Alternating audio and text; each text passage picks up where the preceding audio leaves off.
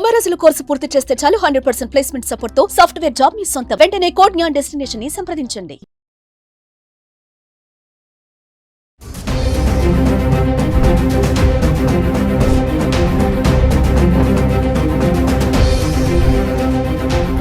Hello viewers, welcome back to our channel. ప్రస్తుతం మనతో పాటు ఉన్నారు consumers welfare committee chairman Mandadi Krishna Reddy గారు. సార్తో మాట్లాడదాం. నమస్తే అండి. సార్, గోల్డ్ ప్రైసెస్ చూసుకుంటే ఎక్కడ ఆగట్లేదు, అలానే పరుగులు పడుతుంది బంగారం ధరలు. దీనికి రీజన్స్ ఏంటంటారు? మనం ఒక వీడియో కూడా చేసాము. ట్రంప్ ఎఫెక్ట్ అంటే ట్రంప్ యొక్క ప్రభావం ఈ బంగారం ధరల పైన ఎలా ఉంటుందంటారు?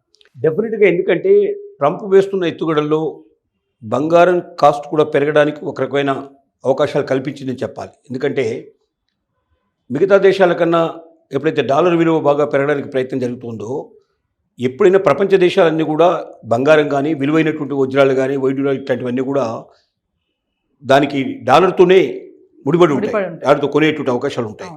ఎప్పుడైతే డాలర్ రేటు రోజులకు పెరిగిపోతుందో ఆటోమేటిక్గా బంగారం రేటు కూడా పెరుగుతుంది. ఎందుకంటే మన డాలరు మనకు రూపీ వాల్యూ డాలర్తో పోల్చినప్పుడు తక్కువ ఉన్నప్పుడు ఏంటంటే మనకు ఎక్కువ బంగారం వచ్చేది. ఇప్పుడు రూపీ వాల్యూ మరింతగా తగ్గిపోయింది, మరింతగా తగ్గింది. అంటే డాలర్తో పోల్చినట్టయితే అది 80 పైసలు దాటిపోయి ముందుకెళ్ళిపోయే పరిస్థితి ఏర్పడుతుంది. ఇప్పుడు ఏమవుతుంది, ఇంతకుముందు మనం ₹1,00,000 కొనేటువంటి బంగారాన్ని ఇప్పుడు 1,20,000 1,25,000 పెట్టుకోవాల్సి వస్తుంది. అంటే ఏమైంది, అసలు ఏమీ మార్పులు లేకుండానే డాలర్కి రూపీ వాల్యూ ఎప్పుడైతే పడిపోయిందో దాంతో పోల్చినప్పుడు ఆటోమేటిక్గా బంగారం విలువ పెరిగినట్టే లెక్క. డాలర్తో పోల్చినప్పుడు ఆ డాలర్ అక్కడే ఉండొచ్చు, కానీ డాలర్కి రూపీకి మధ్యలో ఉన్న వ్యత్యాసం పెరిగింది కాబట్టి మనకు బంగారం రేటు పెరిగినట్టు పరిస్థితి ఏర్పడుతుంది. కాబట్టి ట్రంప్ ఆలోచించింది ఏంటంటే, డాలర్ వాల్యూని ఎంత ఎక్కువగా పెంచగలిగితే అంత ఎక్కువగా ఇతర దేశాలు పడిపోతాయి. వాళ్ళ రూపీ వాల్యూ, వాళ్ళ యొక్క కాయిన్స్ ఏదైతే ఉన్నాయో, వాళ్ళ దేశంలో ఏవైతే ఎక్స్చేంజ్ చేయడానికి అవకాశాలు ఉన్నాయో వాటన్నిటికీ అక్కడ ఉన్న రూపీ కానీ మరొకటి కానీ ఏదైనా ద్రవ్యం ఏ పేరుతో పెట్టి పిలిచినా అవన్నీ కూడా పడిపోతే డాలర్ విలువ మరింతగా ఎదుగుతుంది అనే భావనకు వచ్చాడు. దానికి అనుగుణంగా బంగారం రేట్లు కూడా పడిపోవడం అంటే పెరగడం బాగా ఎక్కువ జరుగుతుంది. అంటే ట్రంప్ యొక్క ఆలోచనలో ఇది కూడా ఉండి ఉంటుంది బహుశా. అంటే బంగారం యొక్క రేటు బాగా పెరిగిపోతే ఇతర దేశాలు బంగారం నిల్వలు ఎక్కువ పెట్టుకోలేవు. బంగారం నిల్వలు ఎక్కువ పెట్టుకోకపోతే దానికి తగినట్టు కరెన్సీ ప్రింట్ చేసుకోవడానికి వాళ్ళకి ఛాన్సెస్ ఉండవు. అంటే వాళ్ళ ఆర్థిక మూలాలే దెబ్బకొట్టే అవకాశాలు ఉంటాయి.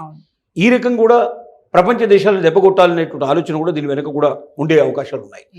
దానివల్లనే ఒక రకంగా చెప్పాలంటే ముఖ్యంగా ఎదుగుతున్న దేశాలు డాలర్తో పోల్చినట్టయితే వాళ్ళ యొక్క ద్రవ్యం విలువ తక్కువగా మరింత తగ్గిపోతున్నటువంటి దేశాలన్నీ కూడా బంగారం యొక్క రేటు ఎక్కువ పెట్టి కొనాల్సిన పరిస్థితి, ఎక్కువ డాలర్స్ని ఇతర దేశాలకు ఇవ్వాల్సిన పరిస్థితి ఏర్పడుతుంది.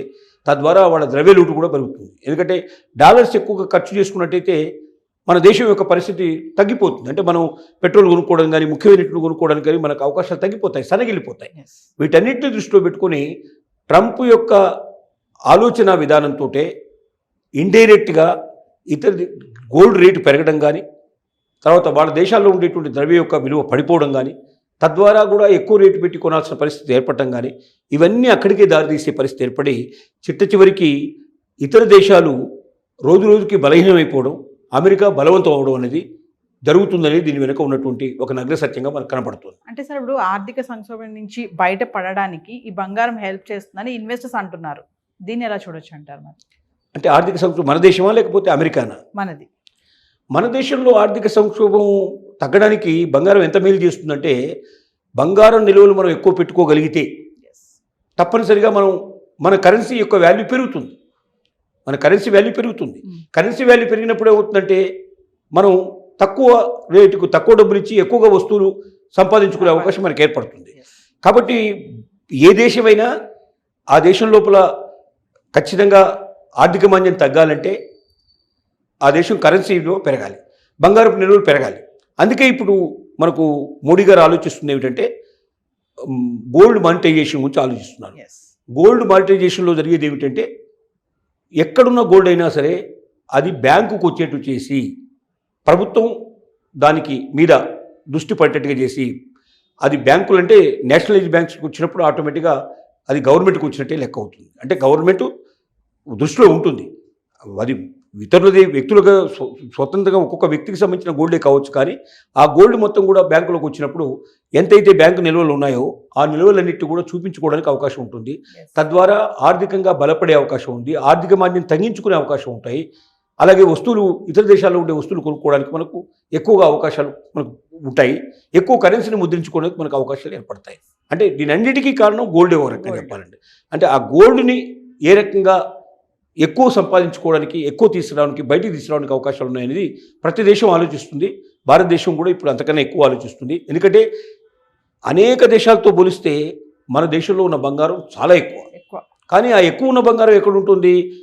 బీరువాల్లో మూలుగుతోంది, లేకపోతే లాకర్లో మూలుగుతోంది తప్ప అది ప్రజోపయోగంగా జరగడం లేదు. కాబట్టి దిట్ట బ్యాంకుల్లోకి వచ్చి బ్యాంకే తిరిగి వడ్డీ ఇచ్చే పద్ధతి లోపల, అంటే మనం బ్యాంకుల్లో పెట్టుకుంటే యాక్చువల్గా మనం ఏం చేస్తాం, లాకర్కి ఛార్జెస్ పే చేస్తాం. కానీ ఇక్కడ ఏంటంటే బ్యాంకులో మనం డిపాజిట్ డైరెక్ట్ చేసినట్టయితే దానికి లాకర్ ఛార్జెస్ అవసరం లేదు, ప్లస్ పైపెచ్చు 1-2% నుంచి ఇంకా కూడా ఎక్కువగా పెంచే ప్రయత్నం చేస్తున్నారు. ఒక 2-2.5% పెట్టి ఈ రోజు వరకు బంగారం ఎంత నిల్వలు వచ్చినా అది ఎక్కడి నుంచి వచ్చిందని మేము అడగం, దాని వెనక మేము ఏమి చెప్పాం, మీరు ఎంతైనా తీసుకొచ్చి మీరు డిక్లేర్ చేసుకోండి అంటే కోట్ల కొద్ది విలువైన బంగారం బ్యాంకులోకి వచ్చే అవకాశం ఉంది. తద్వారా మన దేశం సుసంపన్నమయ్యే అవకాశం ఉంది. మనకు అసలు ఆర్థిక ఉండే మాంద్యం కూడా తగ్గిపోయే అవకాశం ఉంది, అప్పులు తగ్గిపోయే అవకాశం ఉంది, ఆర్థికంగా బలపడే అవకాశం ఉంది. డాలర్తో పోల్చినట్టయితే రూపీ వాల్యూ కూడా పెరిగే అవకాశం ఉంటుంది. కాబట్టి ఇటువైపున మనం ప్రయాణం చేయడం చాలా అవసరం. సార్ ఇప్పుడు 1,00,000 వరకు వెళ్ళిపోతుందా అంటే ఏం చెప్తారు? బంగారం ధర పెరిగినా ఆశ్చర్యపడాల్సిన అక్కర్లేదు, పెరిగినా ఆశ్చర్యపడాల్సినది, ఎక్కువ రోజులు కూడా పట్టకపోవచ్చు కూడా చెప్పాల్సిన పరిస్థితి పెరగవచ్చు. కానీ ఇది సుస్థిరంగా ఉంటుందని మాత్రం చెప్పలేము. ఎందుకంటే బంగారం సంబంధించినటువంటి విషయం కాబట్టి ప్రపంచ దేశాలు ఎప్పుడు ఏం చర్య తీసుకుంటారో తెలియదు. ఒక్కోసారి ఒక దేశంలో బంగారం బ్రహ్మాండంగా దొరకవచ్చు, ఏదైనా అదృష్టం కొద్దీ మన దేశంలోనే బంగారం నిల్వలు చాలా ఎక్కువ ఉన్నాయి, చాలా సులభంగా తీసే అవకాశం ఉందని బయటపడితే బంగారం నిల్వలు ఇక్కడ విపరీతంగా వస్తే టన్నుల కొద్ది బంగారం దొరికే అవకాశం ఉంటాయి. ఎక్కడైతే బాగా వస్తో అప్పుడు ఆటోమేటిక్గా ఎక్కువ లభ్యత జరిగి డిమాండ్ తగ్గితే, డిమాండ్ ఎక్కువ ఉన్నప్పుడు రేట్లు ఎక్కువ ఉంటాయి, డిమాండ్ తగ్గి ఎక్కువ లభ్యత ఏర్పడినప్పుడు ఆటోమేటిక్గా తగ్గే అవకాశాలు ఉంటాయి. కాబట్టి బంగారం రేటు సుస్థిరంగా ఉంటుంది, 1,00,000 పైన ఎప్పుడు ఉంటుందని అనుకోవడం కూడా కరెక్ట్ కాదు, తగ్గే అవకాశం. కానీ ఇప్పుడున్న పరిస్థితుల్లో మాత్రం 1,00,000 చేరువ కావడం, 1,00,000కు మించిపోయినా కూడా ఆశ్చర్యపడాల్సిన అవసరం అయితే లేదు. నమస్తే.